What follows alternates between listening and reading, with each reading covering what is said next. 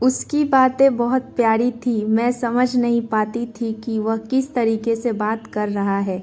बहरहाल मसाज के दौरान ही मैं नींद में खोने लगी। कुछ देर बाद जब मेरी आंखें खुली तो मेरे पूरे बदन दर्द से टूट रहा था।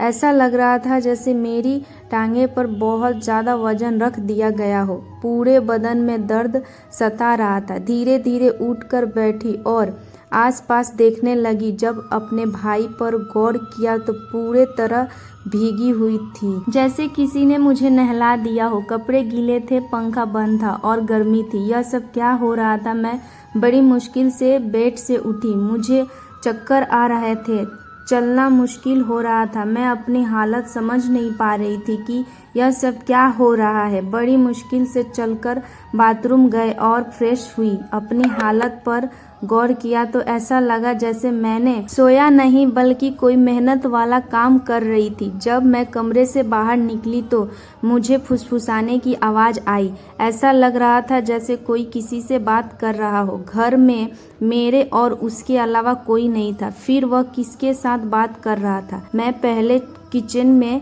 पानी पीने गई मगर तब तक आवाज़ आनी बंद हो गई थी।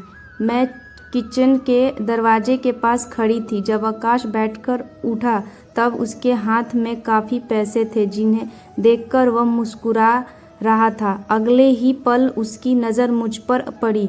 मुझे देखकर कहने लगा, आशा अब उठ गई? मैं चलते हुए उसके करीब आई। वह घबरा कर पैसे अपने जेब में डाल रहा था मगर मैंने उसका हाथ पकड़ उसे पैसे को सामने लाकर कहा, इतने पैसे तुम्हारे पास कहाँ से आए? वह नज़रें झुका चुका था। कहने लगा, अब प्लीज़ पापा को मत बताना। मैं ताज्जुब में थी कि उसने यह पैसे पापा के क्यों नहीं दिए।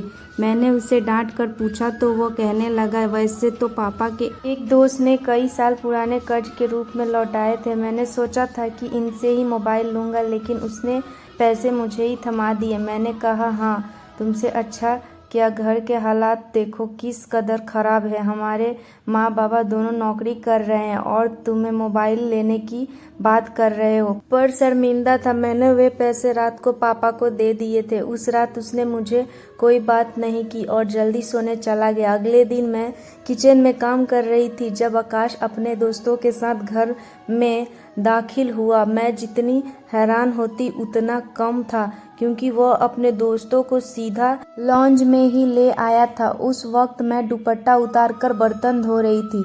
जब सब हंसते हुए अंदर आए मैंने तुरंत दुपट्टा किया और फिर हम आकाश को समझाने लगे कि यह क्या तरीका है। तुम जानते हो इस वक्त मम्मी पापा घर पे नहीं है, फिर भी इन लोगों को घर ले आए हो। कहने लगा, यह मेरे घर, जब आपको मेरा ख्याल नहीं है तो मैं आपका ख्याल क्यों करूं? अच्छा खाना तैयार करो। मेरे बहुत ख़ास दोस्त थे। वह मुझसे काफ़ी नाराज़ हो चुका था मगर अब क्या करती, खाना तो बनाना ज़रूरी था। मैं उसके दोस्तों के लिए खाना बनाने लगी तो वह बोला, खाना परोसने भी तुम खुद ही आओगे? मुझे भाई का रवैया हैरान कर रहा था। छोटी सी बात पर वह ऐसा कैसे बदल सकता था। मैंने खाना टेबल पर लगा दिया। मैंने गौर किया कि उसके दोस्त बार बार मुझे घूर घूर के देख रहे थे। वह सभी आकाश की उम्र से बड़े थे और अजीब तरीके से घूर रहे थे, जैसे कच्चा ही खा जाएंगे। मैं अपने कमरे में बंद होकर रह गई। जैसे ही वे गए तब मैं आकाश पर फट पड़ी कि दोबारा तुम्हारे दोस्त मुझे इस घर में नजर न आए। मगर वह तो अगले ही पल मेरे गाल थाम कर कहने लगा, इतना गुस्सा कहाँ से आता है? भाई बोला, अब नहीं आएंगे दोबारा वे, मगर आप इस बारे में मम्मी पापा को कुछ नहीं बताएंगी। कैसे लड़का था यह, कभी प्यार जताने लगता तो कभी चढ़ने लगता। फिलहाल मैंने हाँ में सर हिला दिया और अपने कमरे में चली गई। मुझे आकाश की हरकतें कुछ मुश्किल से लगने लगी थी क्योंकि वह मुझे अजीब तरह से देखने लगता था। जब मैं अपने कमरे में आराम करने के लिए गई तो अचानक मुझे अपने पैरों पर किसी के हाथ महसूस हुए। मैंने गुस्से में आंखें खोली तो आकाश मेरे पैरों को अपनी गोद में रखकर मसाज दे रहा था। मैंने उससे ऐसे करने से मना किया, मगर वह कहने लगा, मैं जो कर रहा हूँ मुझे करने दें। इस घर में एक मैं ही हूँ जिसे आपकी इतनी फिक्र है। मम्मी पापा को तो काम से ही फुर्सत नहीं है।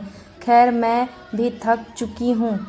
आँख बंद करके सोने लगी। आकाश के हाथों के मसाज से मैं नींद की गहराई में खोने लगी थी, मगर जब मेरी आँख खुली तो मेरे होश उड़ गए। नेक्स्ट पार्ट जल्दी ही आएगा। तब तक मेरे चैनल को सब्सक्राइब करना ना भूलें और कमेंट करके बताएं कि हमारा यह वीडियो आपको कैसी लगी। धन्यवाद।